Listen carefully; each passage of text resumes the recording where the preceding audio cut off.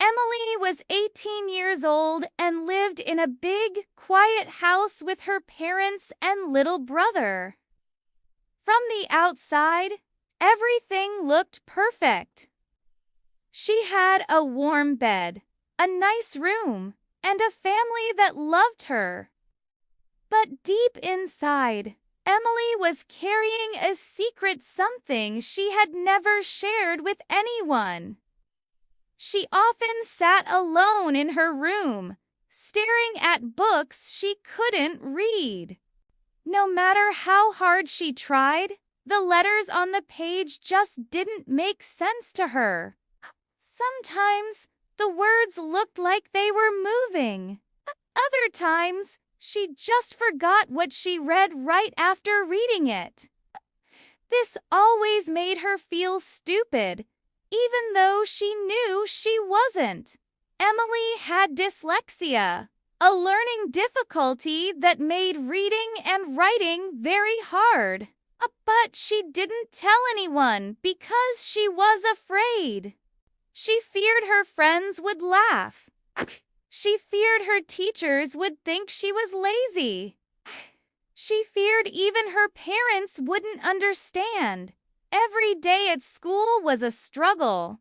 When the teacher asked students to read aloud, Emily would lower her head and pretend to look for something in her bag. When there was a writing test, she would feel sick to her stomach and sometimes pretend to be ill so she could go home.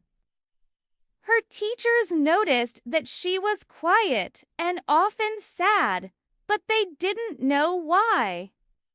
Her parents tried to talk to her, but Emily always smiled and said, "I'm fine." She didn't want anyone to see her pain. But deep down, she wanted help. She wished someone would notice her struggle and tell her it was okay. She just didn't know how to ask. One day, after class, her English teacher, Mrs. Brown, gently asked her to stay behind. Emily's heart started to race. She thought she had done something wrong. But Mrs. Brown looked at her kindly and said, "Emily, I've been watching you. I think you're a very smart girl, but I also think reading is difficult for you. Am I right?" Emily froze. No one had ever said those words before. She nodded slowly, her eyes filling with tears. Mrs. Brown continued, "You may have something called dyslexia. It's nothing to be ashamed of. Many bright students have it, and the good news is you can get help." Emily couldn't believe what she was hearing. For the first time, she felt understood. She wasn't alone. That night, she went home and sat down with her parents. Her hands were shaking as she told them everything. She expected them to be surprised or upset. Instead, they listened quietly, holding her hands, and said, "Thank you for telling us. We love you, and we'll do whatever we can to help." The next week, Emily started going to special reading classes. She learned new ways to understand words. Her teachers gave her extra time during exams. She even started using an app that read books out loud to her. Things were still hard, but now she had support. She didn't feel lost anymore. When her friends found out, they didn't laugh. Instead, they helped her study and encouraged her.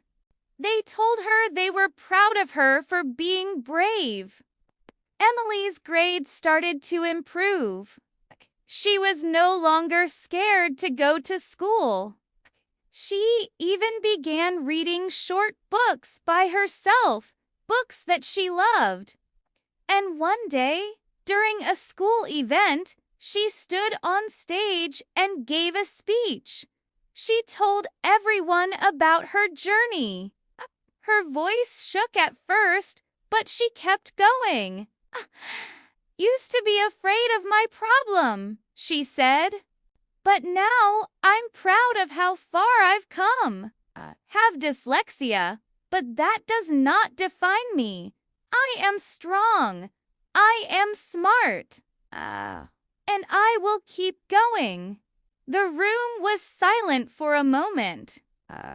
Then everyone stood and clapped. Her parents had tears in their eyes. Her teacher smiled from the back of the room.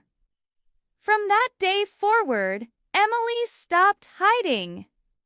She became a voice for others who were afraid, just like she once was. Her secret had once made her feel weak, but now that same secret had become her strength. If you liked Emily's story, please don't forget to like this video, subscribe to our channel, and share with someone who might need to hear this message.